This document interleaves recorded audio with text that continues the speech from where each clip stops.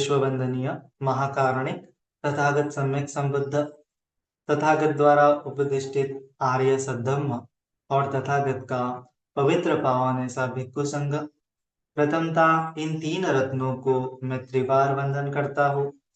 वैसे ही जिन जिन महापुरुषों ने धम्म का प्रचार प्रसार किया उनको भी वंदन करता हूँ। मेरे गुरु आचार्य उपाध्याय उनको भी त्रिवार वंदन करता हूँ। तथा जिन लोगों की वजह से मैं धम्म सीखा, धम्म का आचरण किया, धम्म का पालन कर रहा हूँ, उनके प्रति भी कृतज्ञता व्यक्त करता हूँ। तथा जुड़े हुए सभी शील संपन्न श्रद्धावान उपासक उपासिकाएं, बालक तथा बालिकाएं सभी के प्रति मंगल मैत्री मंगल कामना करता हूँ।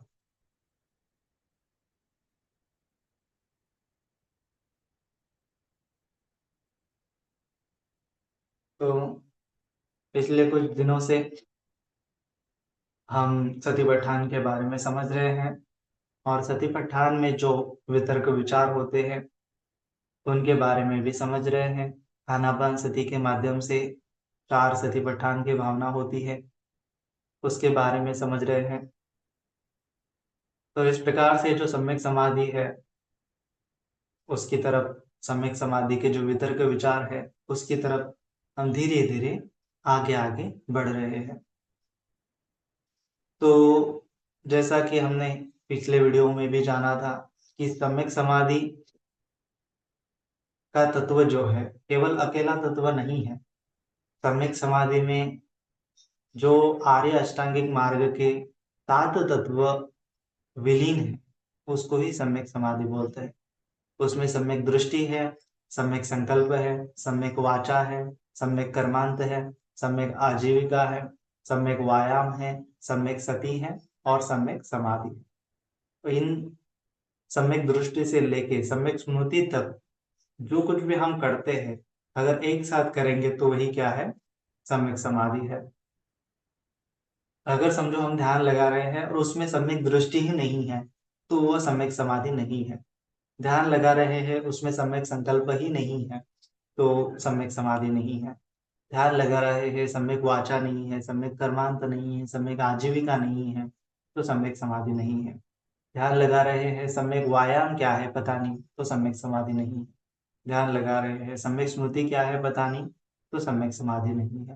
तो इस प्रकार से यह सम्यक समाधि होती है।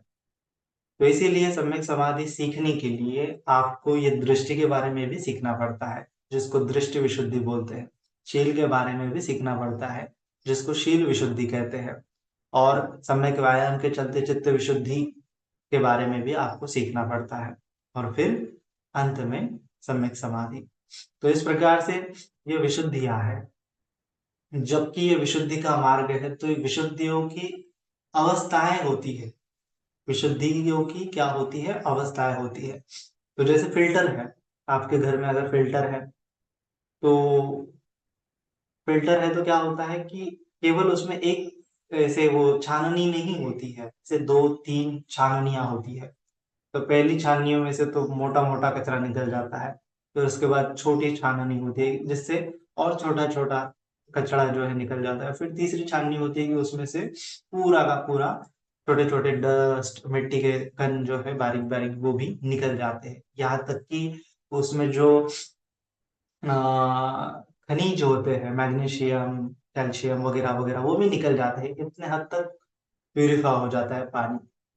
तो ये क्यों होता है, क्योंकि फिल्टर अलग अलग होते हैं। तो अलग अलग लेवल पे अलग अलग फिल्टर होते हैं। उसी प्रकार से विशुद्धियों के भी अलग अलग लेयर होते हैं और एक एक लेयर पे हमें विशुद्धि कर करके आगे की लेयर में जाना पड़ता है। एक एक लेवल पे विशुद्धि करके आगे के लेवल पे जाना जाता है। एक एक लेवल पे विशुद्धि करके आगे के लेवल पे जाया जाता है। तो उसी प्रकार से ध्यान में भी वही होता है, प्रैक्टिस में भी वही होता है कि जो जो हम प्रैक्टिस कर रहे हैं उस प्रैक्टिस में कैसे विशुद्धता लाई जाए, है ना। जो प्रैक्टिस हम कर रहे हैं उस प्रैक्टिस में कैसे विशुद्धता लाई जाए इसके ऊपर ही हमें सोचना चाहिए, चिंतन मनन करना चाहिए, विचार करना चाहिए, योनिसो मनसिकार करना चाहिए। इस प्रकार से है। तो ये सम्यक समाधि का तत्व है या फिर विपස්සना का तत्व है। उसके पहले आपको ये जो चित्त विशुद्धि है, दृष्टि विशुद्धि है, शील विशुद्धि है, यह परिपूर्ण होना अनिवार्य होता है, तभी जाके हम ध्यान के क्षेत्र में आगे आगे बढ़ सकते हैं। तो आज हम वितर्क विचार के बारे में जानेंगे और द्वितीय ध्यान के बारे में जानेंगे। पिछले वीडियो में हमने वितर्क विचार और प्रथम ध्यान के बारे में थोड़ा बहुत समझा था। तो पुराने पिछले वीडियो में हमने डिस्कस किया था कि वितर्क विचार मतलब क्या होता है, चित्त का घर होता है। जैसे नासिका द्वार पे है या फिर हार्ट पे है या फिर नाभि पे, कहीं पे भी आप सांस को फील करते हैं, या फिर सांस नहीं है, संवेदनाओं का अभ्यास कर रहे हैं, तो संवेदना भी एक प्रकार से वितर्क है। तो जहां कहीं भी आपको एक प्रकार का वितर्क, स्ट्रॉन्ग वितर्क तैयार करना पड़ेगा और वह आपका मन का घर बनाना पड़ेगा, है ना। तो बेस कैंप बनाना पड़ेगा और उस जगह से बैठते हुए मानो चित्त कैसा कर रहा है, अवलोकन कर रहा है। जैसे नासिका द्वार पे है, परिमुखम सती को पट्टपेत्वा, मुख के सामने ऐसे सती जो है उपस्थित कर लिए, फिर वो सती से पूरा ऐसा शरीर का वो अवलोकन करता है एक वितर्क से। तो इसीलिए मैंने आ, बहुत सारे वीडियो में भी बताया कि कायानुपश्यना करने के लिए आपको काय संस्कार को एक ही साथ पूरे काय संस्कार को फील करना अनिवार्य हो जाता है, तो ही कायानुपश्यना हो जाती है। अन्यथा एक ही छोटे छोटे पार्ट पे कर रहे हैं तो ऐसा नहीं हो पाएगा, एक ही साथ पूरी काया को करना पड़ेगा। और इसके लिए मैंने उपाय बताया था कि आप जो हड्डियों का ढांचा है उसको ही एक बार फील करने की कोशिश करो, एक ही साथ एक ही बार फील करने की कोशिश करो। तो ये हड्डियों का ढांचा जो होता है अर्थ एलिमेंट को रिप्रेजेंट करता है, बॉडी के स्ट्रक्चर को रिप्रेजेंट करता है, काय के संस्कार को रिप्रेजेंट करता है, कायानुपश्यना को रिप्रेजेंट करता है, काया की सती को रिप्रेजेंट करता है। अगर ये जान लिया कि हाँ ये काय संस्कार का पार्ट है, जो हड्डी का ढांचा जो है काय संस्कार का पार्ट है, लेकिन इसके इर्द गिर्द ही तो हमारी बॉडी बनी हुई है, तो इसीलिए हड्डियों का ढांचा फील होना बहुत अनिवार्य हो जाता है। जो लोग आई कॉन्शियसनेस के माध्यम से साधना कर रहे हैं तो उनको हड्डियां दिखना अनिवार्य हो जाता है। उनको दिखती है माने कि रियलिटी में जैसे कोई हड्डी का ढांचा है, जो कि वो आई कॉन्शियसनेस से साधना कर रहे हैं। हम जो लोग हैं वो बॉडी कॉन्शियसनेस से साधना कर रहे हैं। बॉडी कॉन्शियसनेस मतलब कि काय विन्यास, आई कॉन्शियसनेस मतलब चक्षु और चक्षु से देखा रूप, तो उसके ऊपर साधना।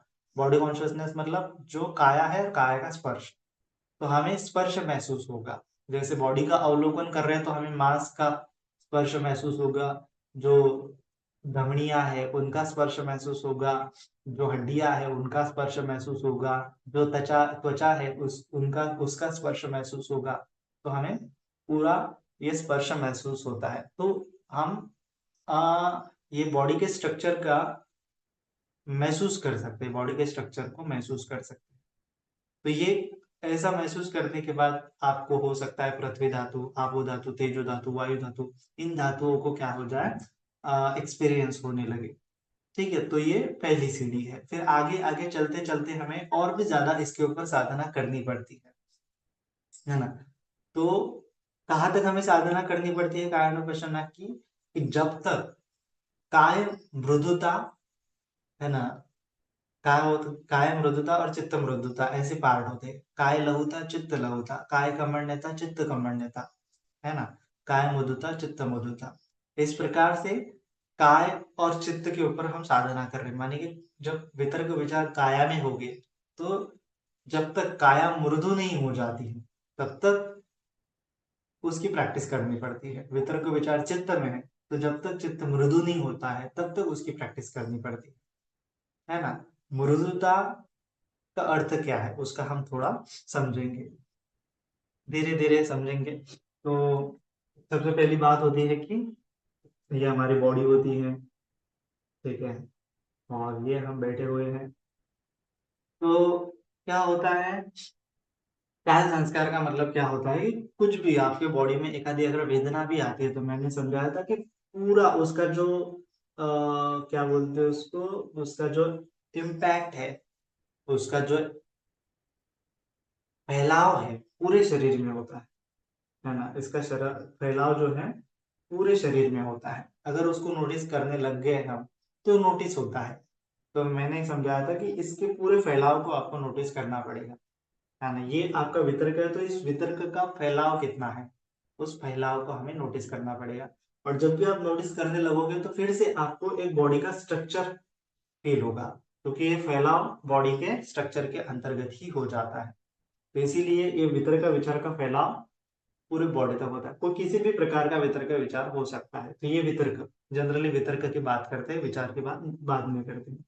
तो ये जो जानने वाला ये जो पार्ट होता है वह विचार होता है, विचरण करने वाला है। फैलाव को विचरण करने वाला पार्ट को विचार बोलते हैं, और जो स्टेबल पार्ट है उसको वितर्क बोलते हैं। तो ये स्टेबल पार्ट जो है कहीं पे भी हो सकता है, कहीं पे भी हो सकता है, कहीं पे भी हो सकता है, और जो आनापान करते हैं उनको कहीं पे भी हो सकता है।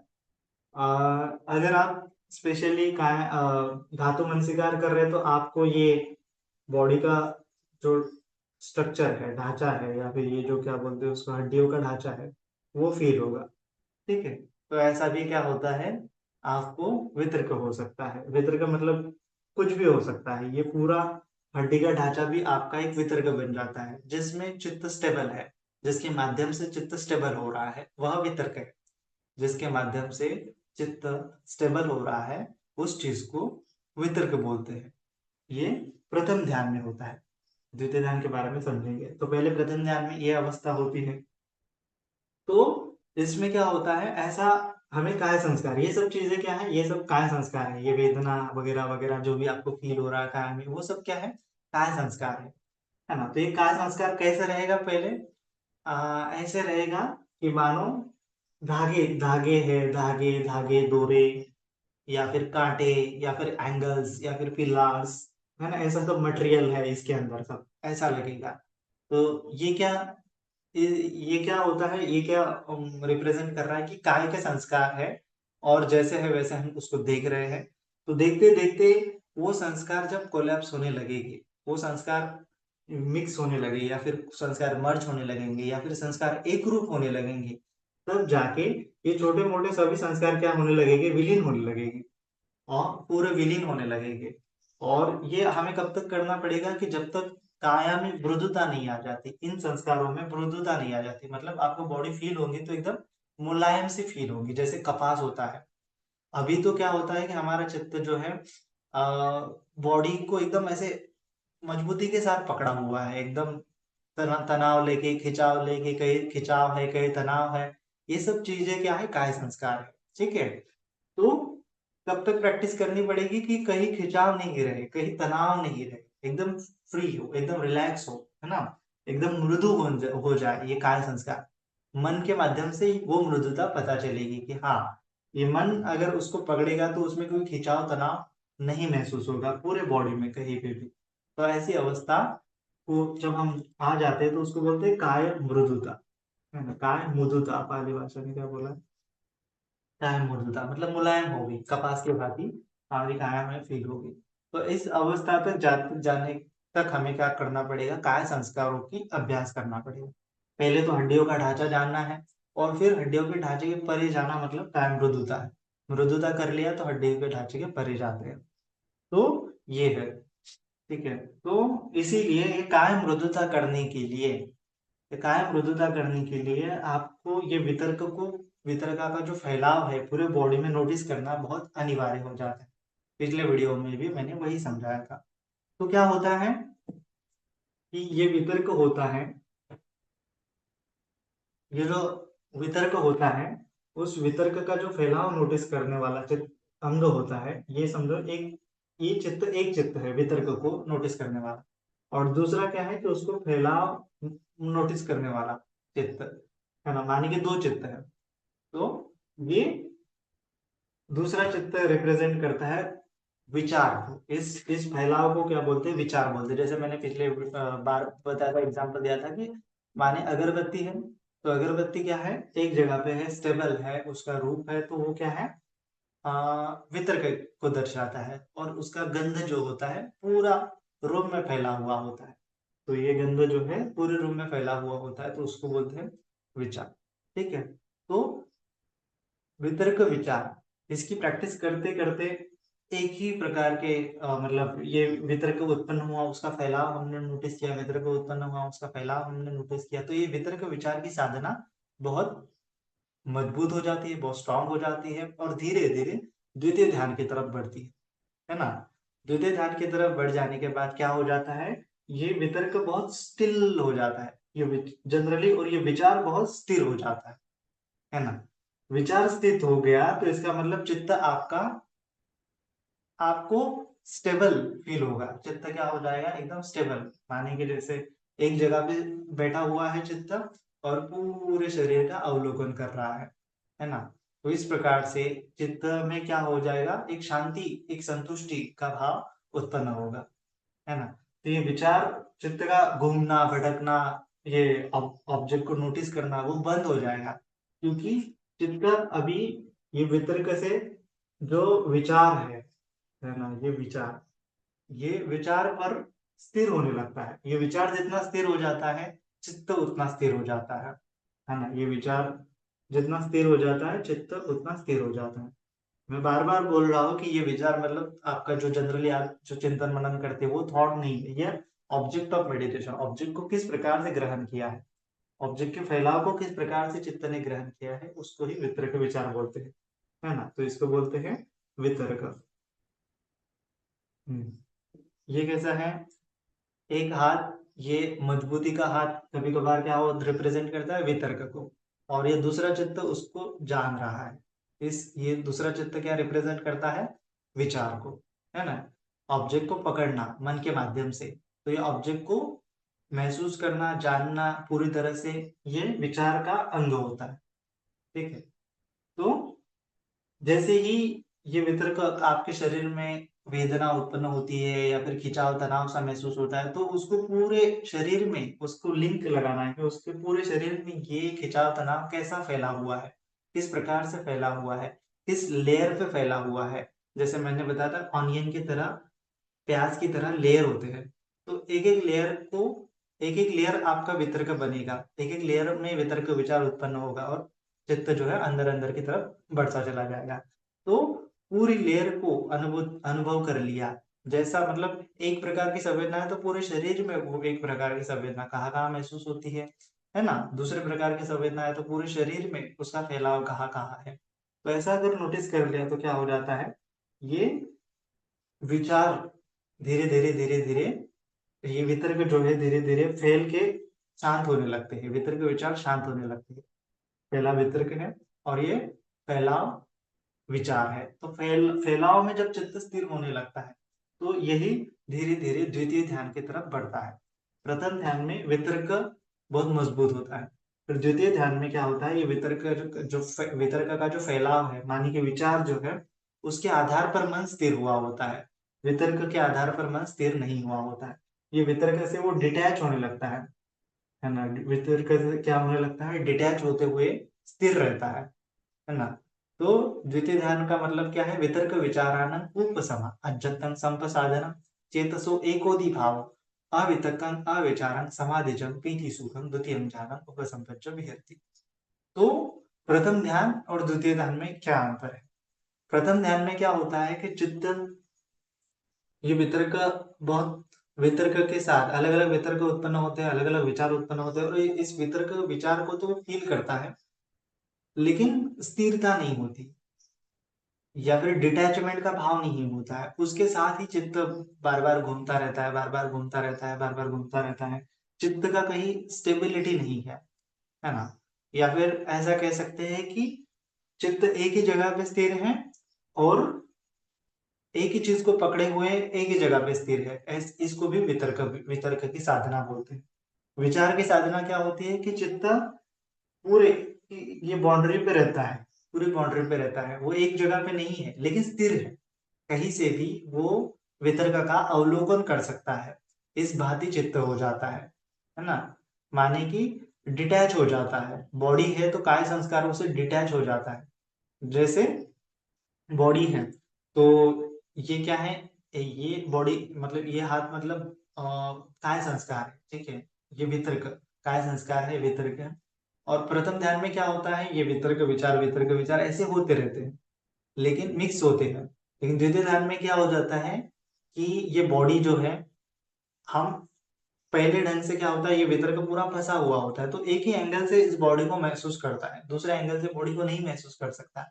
लेकिन धीरे धीरे जैसे चित्त क्या हो जाता है, विचार जो है मजबूत हो जाता है, स्थिर हो जाता है, तब इस बॉडी को इस एंगल से भी जान सकता है, इस बॉडी को इस एंगल से भी जान सकता है, इस एंगल से भी जान सकता है, इस एंगल से भी जान सकता है। ये कब होता है, जब ये विचार डिटैच है वितर्क से।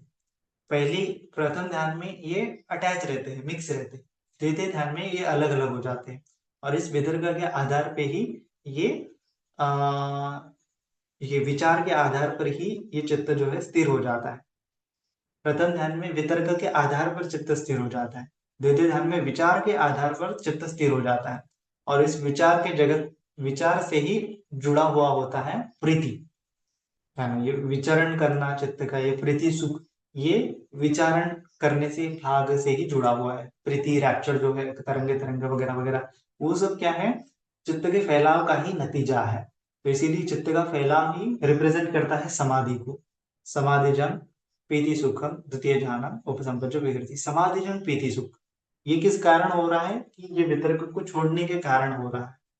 प्रथम ध्यान में वितर्क विचार को डेवलप करना पड़ता है, द्वितीय ध्यान में वितर्क को छोड़ना पड़ता है, विचार में चित्त को स्थिर करना पड़ता है, वितर्क या विचार का डिटैचमेंट करना पड़ता है, ऐसा भी हम कह सकते हैं। तो डिटैचमेंट का मतलब क्या है कि मैं नहीं हूं, मेरा नहीं है, ये तो है, लेकिन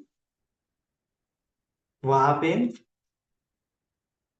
चित्त कब डिटैच होगा अपने बॉडी से, चित्त कब डिटैच होगा अपनी बॉडी से, कि जब वो अतिकायोति वा पनस्य सति पचुपट्टिता होती, यह काया है ना, काय संस्कारों को पूरी तरह जानेगा, पूरी तरह जानेगा, काय संस्कार को जानते हुए पूरी तरह संतुष्ट हो जाएगा, तब उस अवस्था आने के बाद वो अपने आप डिटैच हो जाता है। जब तक अति कायोतिवा, यह काया है ऐसा नहीं जान लेगा, तब तक वो डिटैच नहीं होगा, वो अटैचमेंट वहां पे बनी रहेगी, है ना। तो इसीलिए काय संस्कारों को पूरी तरह से जानना अनिवार्य हो जाता है ना। जब तक हम अति कायोतिवा का दर्शन नहीं करेंगे, तब तक डिटैचमेंट का भाव नहीं उत्पन्न होता। अति कायोति के लिए आपको वो डायरेक्टली डीप डीप जाके बहुत सारी चीजें, वो मतलब वो लोहित वो अलग अलग प्रकार से काया प्रसन्न के पार्ट बताए, उतनी करने की जरूरत नहीं है। जस्ट आपको मिनिमम काय संस्कार का ढांचा, ये काय संस्कार है, और ये काय संस्कार यहाँ यहाँ तक फैले हुए हैं, पर्याप्त भी मालूम हुआ, पर्याप्त रूप से भी काय संस्कारों का दर्शन हो गया, परियत्ति हो गई, पर्याप्त रूप से उसका दर्शन हो गया, पटिपत्ति कर ली, पर्याप्त रूप से भी आपने जान लिया, तो भी काफी है। ऐसा नहीं कि वो डीपली जाके आपको देखना ही पड़ेगा, दिखेगा वगैरह वगैरह, नहीं। पर्याप्त रूप से आपने काय संस्कारों को जान लिया, और अति कायोतिवा, यह काया है ऐसा जान लिया, तो जाके वो डिटैचमेंट अपने आप वहां पे हो जाती है, और चित्त फिर पीछे ऑब्जर्वर की तरह बनना चालू हो जाता है। ठीक है, फिर चित्त संस्कारों के ऊपर हमें काम करना पड़ता है। पहले काय संस्कार के ऊपर, काय संस्कार के ऊपर अगर आपको साधना आ गई, तो अपने आप आपको चित्त संस्कारों के ऊपर क्या करना है वो भी आ जाता है। तो इसीलिए आपको काया का परिपूर्ण रूप से, काय संस्कारों का परिपूर्ण रूप से दर्शन करना है। दर्शन करने के लिए क्या करना है आपको, जहां पे भी आपको संवेदना महसूस होती है, तो उसको पूरा फैलाव कहा है बॉडी में, उसको एक ही साथ ऑब्जर्व करना है। ठीक है, फिर आप चित्त डिटैच करने की तरफ जब दर्शन हो जाएगा, तो उसके परे जाना है, क्योंकि ये हम कितना भी करते रहेंगे, अ, हमारा चित्त हमें, मतलब इसमें रहेगा, समझो चित्त हमारा है यहाँ पे रहेगा, तो ये वितर्क को पकड़ेगा। ठीक है, एक एक चित्त, इसीलिए हमें चित्त को क्या करना पड़ेगा, यहाँ बैठ के या फिर यहाँ बैठ के, ये विचारों का जो बाउंड्री है, विचार की बाउंड्री जो है, परिसीमा जो है, इस पे कहीं पे भी बैठ के काया का अवलोकन करना पड़ेगा, तब जाके हम पूरी तरह से ये काय संस्कारों से डिटैच होते हुए काया का दर्शन कर पाएंगे। क्योंकि जब तक हम ये विचारों का सहारा नहीं लेंगे, विचारों का मतलब ये मेडिटेशन वाला विचार। तो भगवान जी ने बोला है समाहितो चित्तं यथा भूतं पजानाति। तो ये विचार की स्थिरता रिप्रेजेंट करता है समाहित चित्त को, क्योंकि द्वितीय ध्यान का मतलब है समाहितम चित्तम, है ना। प्रथम ध्यान का मतलब क्या है? विवेकजन पीति सुखम। चित्त हिल रहा है बहुत सारा, चित्त हिल रहा है बहुत सारा, तो उसको क्या बोला है? विवेकजन पीति सुखम। चित्त स्थिर है लेकिन ये ऑब्जेक्ट चेंज हो रहा है तो कोई दिक्कत नहीं, लेकिन चित्त स्थिर है, एक ही जगह पे है और पूरा बॉडी को नोटिस कर पा रहा है, तो उसको बोला है समाधि जन सुखम। एक ही जगह पे है तो बाहर है तो समाधि जन प्रीति सुखम, उसके अंदर है तो वितर्क विचार का प्रीति सुख। तो इस प्रकार से तो ये वितर्क का प्रीति सुख, विचार का भी प्रीति सुख, इस प्रकार से भी हम दो प्रीति सुख है ऐसा अनुभव कर सकते हैं, है ना। तो ये आपको क्या करना है? वितर्क को पहली पहली बार वितर्क को मजबूत करना है, पूरे बॉडी को का बॉडी बॉडी के काय संस्कारों को फील करना है, एक ही साथ फील करना है। फिर दूसरा पार्ट है कि आपको स्टेबल रहते हुए, ऐसे डायरेक्ट बॉडी से चिपका हुआ है तो ऐसे दूर जाते हुए बॉडी का अवलोकन करना है ना। मतलब विचरण की भूमि, समाधिजन पीति सुखम, समाहित हो चित्त, समाहित हो गया चित्त। ठीक है, तो इसका एग्जाम्पल मैंने ये कर लिया था थोड़ा सा कि अगर हम बॉडी में ही वो करते रहेंगे तो हम, क्योंकि क्या है कि द्वितीय ध्यान को जाने के लिए आपको प्रयास करना पड़ता है। विशुद्धि मग्ग में भी बोला गया है कि द्वितीय ध्यान में जाने के लिए आपको प्रयास करना पड़ता है। दांत के ऊपर दांत रखते हुए ऐसे दबाते हुए आपको द्वितीय ध्यान में जाना है। द्वितीय ध्यान में एंटर करने का मार्ग आपको पता होना चाहिए। तो प्रथम ध्यान को कितना भी कर लिए लेकिन द्वितीय ध्यान का अभ्यास नहीं है तो हम द्वितीय ध्यान की साधना नहीं कर पाएंगे। तो द्वितीय ध्यान की साधना अगर करने लगेंगे तो अपने आप प्रथम ध्यान की साधना पूरी होने लगती है। तो इसीलिए दोनों साधना, प्रथम ध्यान द्वितीय ध्यान, प्रथम ध्यान द्वितीय ध्यान, प्रथम ध्यान द्वितीय ध्यान, ये साधनाएं आपको बारी बारी से करनी पड़ती है, लगातार करनी पड़ती है, साइमल्टेनियसली करनी पड़ती है। तब जाके क्या होने लगता है चित्त बहुत ज्यादा पावरफुल होने लगता है और हमारा निमित्त जो है परिशुद्ध होने लगता है ना। मैंने पहले पिछली बार बताया था 3 निमित्त होते, प्रतिकर्म निमित्त, उग्रह निमित्त, अपर्णा निमित्त। तो प्रतिकर्म निमित्त में अगर हम साधना प्रॉपरली कर लिए तो उग्रह निमित्त होगा एकदम ब्राइट लुमिनियस चमकदार। फिर उसके बाद ऐसे करते जाएंगे, प्रथम ध्यान द्वितीय ध्यान, प्रथम ध्यान द्वितीय ध्यान, तो अपरिणाम निमित्त उत्पन्न हो जाएगा। तो ये हमें करना पड़ता है बार बार, क्योंकि अभी आनापान सती की अगर बात देखेंगे तो आनापान सती सुत्ता में भी कायानुपशना में पहले चित्त संस्कार, फिर पसंग भयम चित्त संस्कार, फिर प्रीति पटी संवेदी, प्रीति को फील करते हुए, प्रीति को फील करते हुए, प्रीति क्या है? इसके चित्त है, मानिए पूरा चित्त है, ये हम फील कर रहे हैं। और प्रीति क्या है? इसके आजू बाजू पूरे प्रीति ही प्रीति है ना। प्रीति प्रीति मतलब प्रीति सुख। ठीक है, तो ये प्रीति सुख को अनुभव करने के बाद क्या होने लगता है? हम धीरे धीरे जो ध्यान की आगे आगे वाली अवस्था है उसमें जाते हैं। लेकिन ये कायानुपशना का अंग होने के बाद वेदनानुपशना का अंग लग जाता है प्रीति, प्रीति पटी संवेदी, सुख पटी संवेदी, फिर चित्त संखार पटी संवेदी।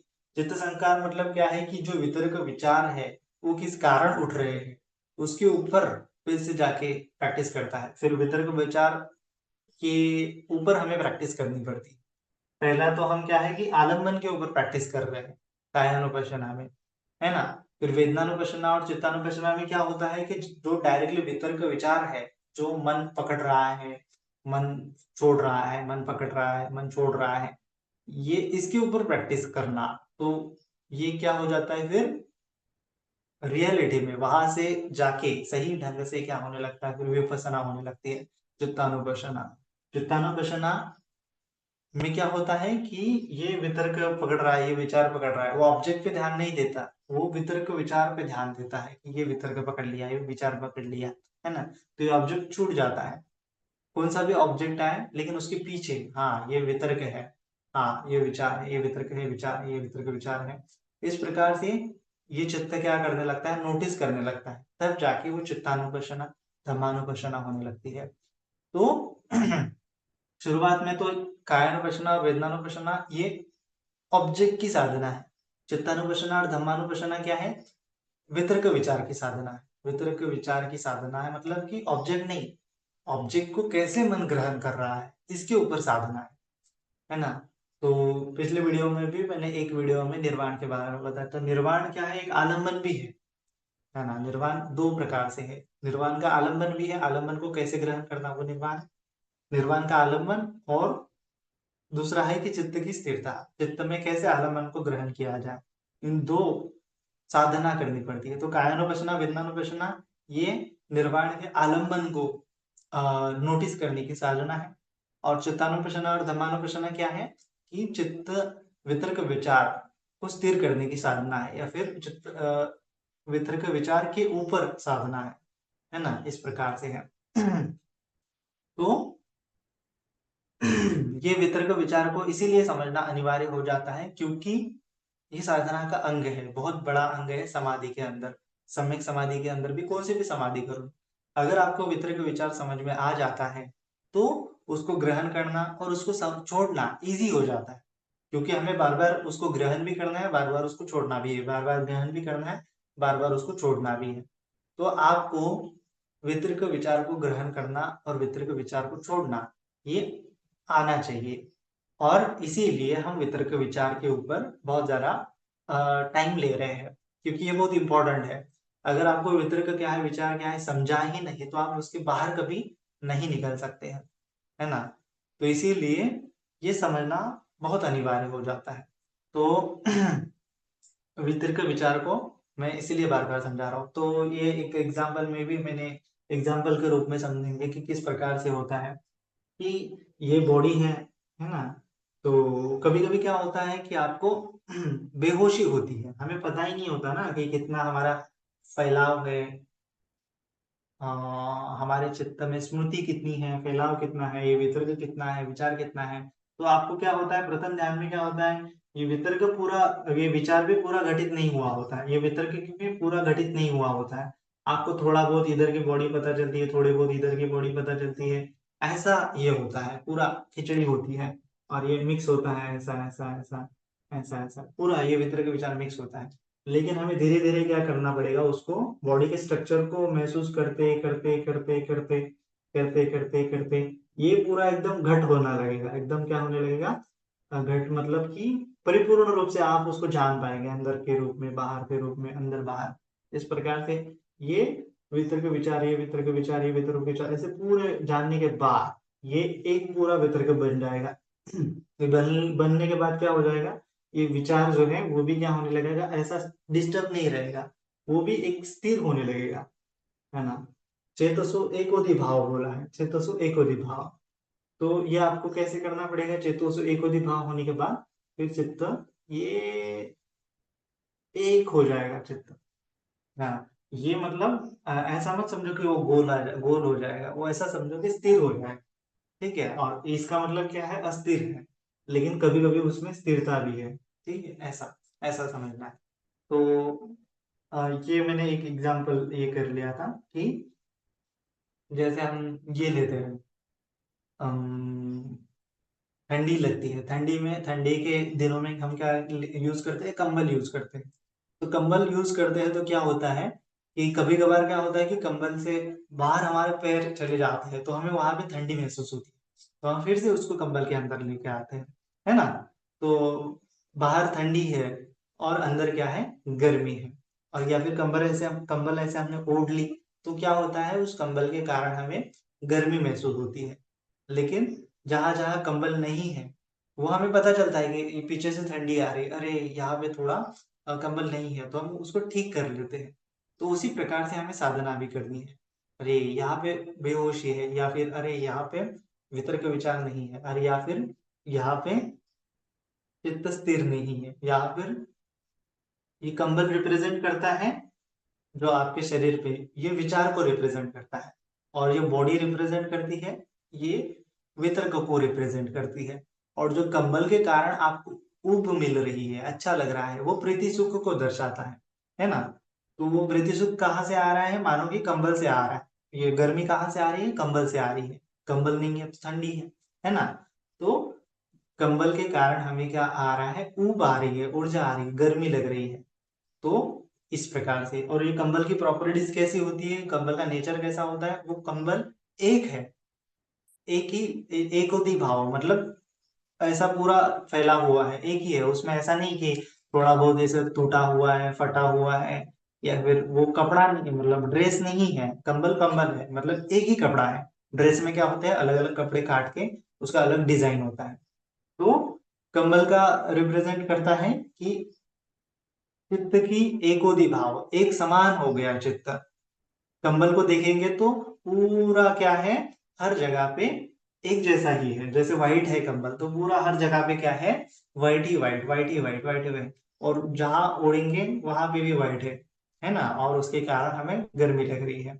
तो एक समान है, लेकिन हालांकि वो क्या है कि मतलब मेरे शरीर पे जैसे च्योर भी क्या है, एक समान है, लेकिन शरीर पर पहनने के बाद क्या हो रहा है, वो शरीर का जैसा लग रहा है, कि हाथ के जैसा लग रहा है ना, ये बॉडी के जैसा लग रहा है।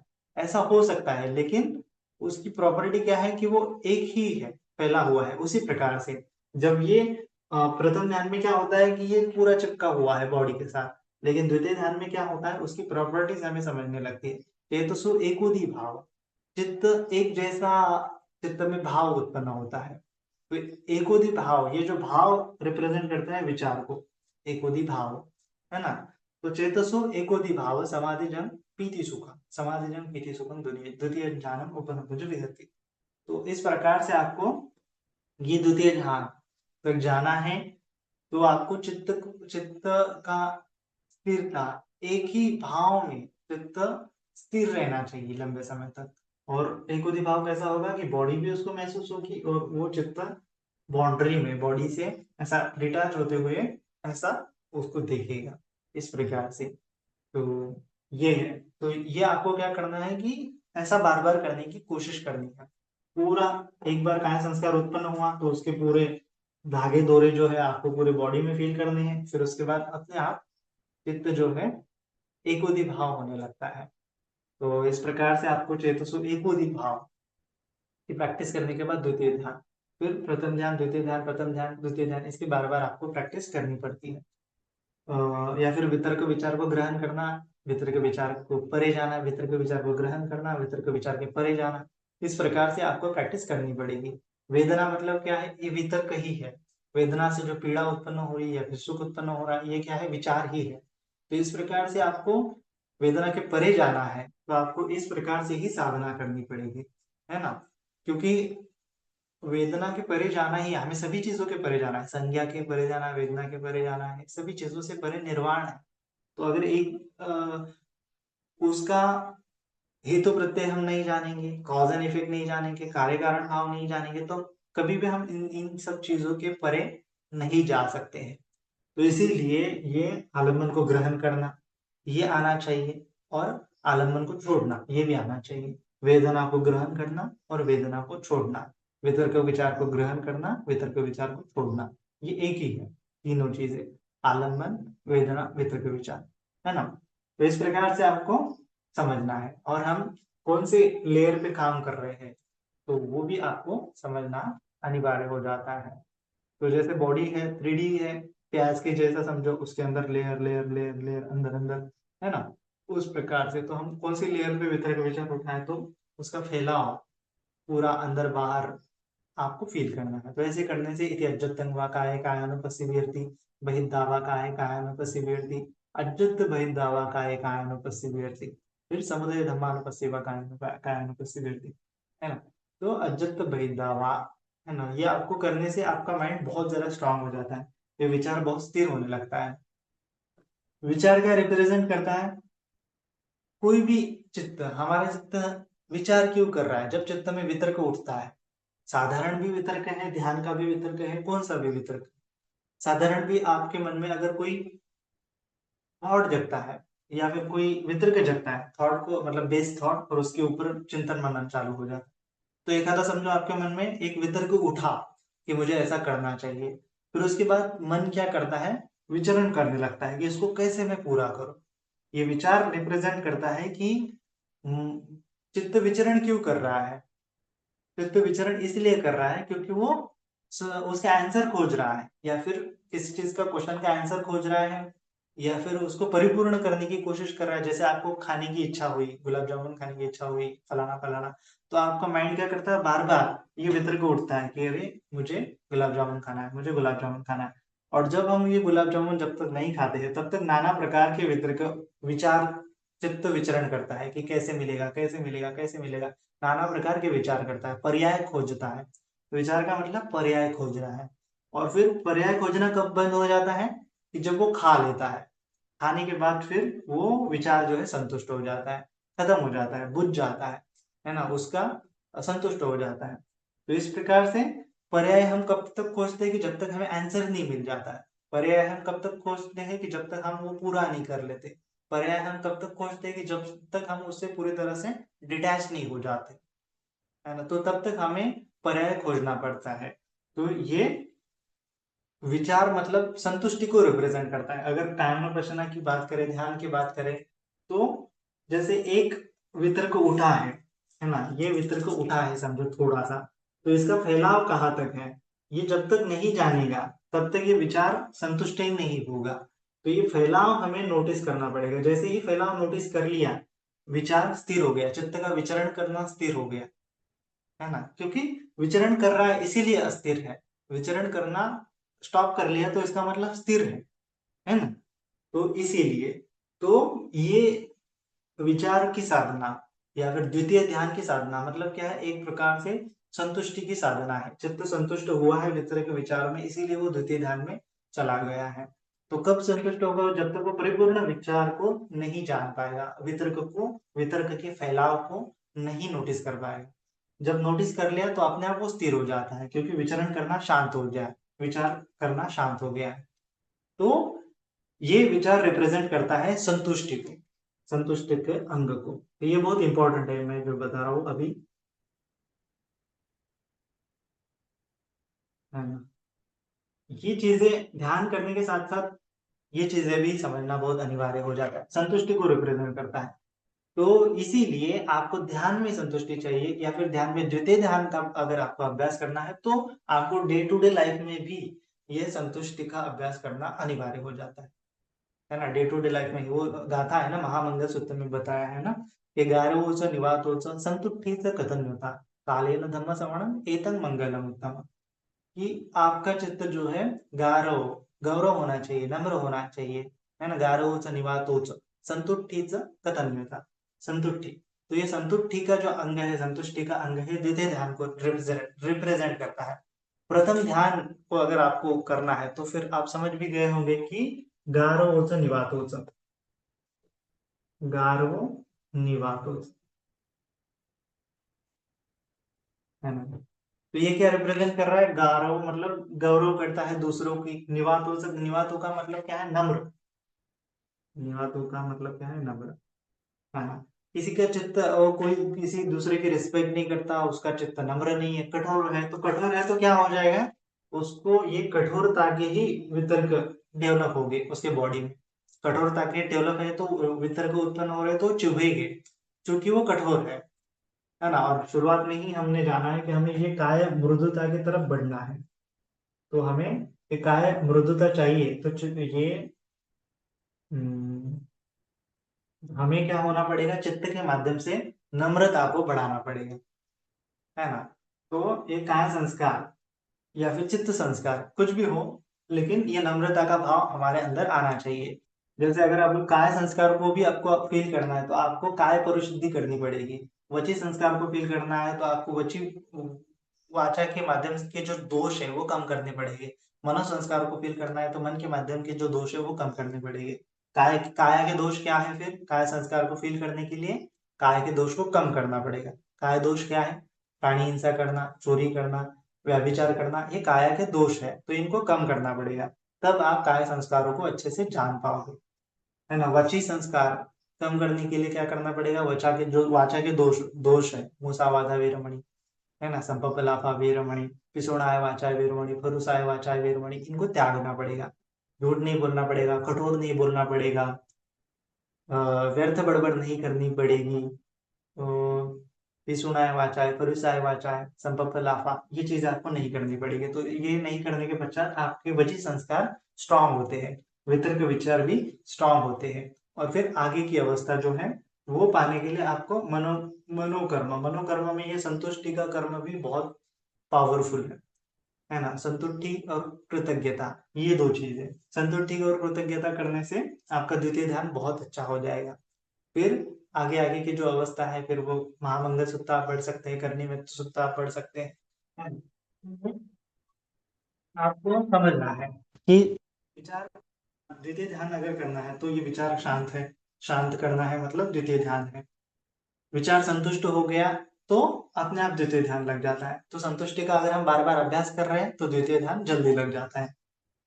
गौरव दूसरों का कर रहे हैं, नम्र रह रहे हैं, तो प्रथम ध्यान पूरी तरह से अच्छा होगा, या फिर ये वितर्क में चुभेगे नहीं, वो मृदु होगी, या फिर मृदु होगी, ऐसा ही हम कह सकते हैं। परिपूर्ण रूप से हम उसको समझ पाएंगे, करेंगे, शील पालन नहीं करेंगे तब तक ये वितर्क विचार कायानुपश्यना के अंतर्गत आप पूरी तरह से फील ही नहीं कर पाओगे, या फिर इसके परे जा ही नहीं पाओगे। आप इसी में ही स्टक फील करोगे, चुभेगी आपको ये वितर्क विचार, क्योंकि आपको उसको ग्रहण करना नहीं आया है अभी तक। इस प्रकार से भी है। तो ये प्रथम ध्यान के लिए दो अंग परिपूर्ण करना, शील का अंग, ये नम्रता का अंग, गौरव करने का अंग, और फिर द्वितीय ध्यान के लिए संतुष्टि का अंग, कृतज्ञता का अंग, ये दो अंग। तो जब आप गौरव कर रहे हैं दूसरों का, इसका इसका मतलब अपने आप उसमें शील का अंग आ जाता है। शील का अंग कैसे आ जाता है कि जैसे किसी प्राणी हिंसा क्यों कर रहे हैं हम, क्योंकि उसकी रिस्पेक्ट नहीं कर रहे हैं, रिस्पेक्ट नहीं है इसीलिए हिंसा हो रही है। हम अगर उस प्राणी की रिस्पेक्ट करेंगे तो हिंसा नहीं होगी, दूसरों के वस्तुओं की रिस्पेक्ट करेंगे तो चोरी नहीं करेंगे, दूसरों की मतलब वो व्यभिचार नहीं करेंगे, अगर लेडीज लोग की रिस्पेक्ट करेंगे तो, है ना, झूठ नहीं बोलेंगे, मादक पदार्थ का सेवन नहीं करेंगे, तो अपने आप शील ये रिस्पेक्ट का अंग है। गा रहे हो तो इसको, इसने बोला गया है 10 पुण्य क्रियावत्तों में, क्या बोला गया है, अपचायना वैयावचा, वैयावचा, अपचायना, अपचायना मतलब आपको दूसरों की रिस्पेक्ट करना पड़ेगा, वैयावचा मतलब दूसरों की सेवा करना पड़ेगा, हेल्प करना पड़ेगा। तो इस प्रकार से आपको चाहना, गौरव करना, नम्र रहना, ये चीजें भी आपको कल्टीवेट करने से आपका ध्यानांग बहुत बहुत जल्दी बढ़ जाता है। और ये संतुष्टि का अंग बहुत अनिवार्य है ना। ये अगर आपने धारण कर लिया, आपके अंदर संतुष्टि है, तो आप सुखी होना चालू हो जाते हैं। तो ये ध्यान का भी सुख मिल जाता है, ये निर्वाण का भी सुख उसमें मिल जाता है फिर। ठीक है, तो इसीलिए संतुष्ट होना मतलब वर्तमान में जगना, वर्तमान में जीना मतलब संतुष्ट होना, इस प्रकार से भी प्रैक्टिस है। फिर उसके बाद जो निकम्म है, निकम्म पारमिता भी इसमें आ जाती है फिर, है ना। तो ये सब पारमिता भी इसमें अंतर्गत आ जाती है बहुत सारी, तो उसके ऊपर भी हम धीरे धीरे धीरे धीरे देखेंगे। तो फिलहाल के लिए इतना समझना पर्याप्त हो जाता है, फिर अगले वीडियो में भी हम थोड़ा सा डिस्कस करेंगे। ठीक है, तो आज के लिए इतना काफी है। सभी का मंगल हो, सभी का कल्याण हो, सभी जन सुखी हो, सुखी हो, सुखी हो। साधु, साधु, साधु।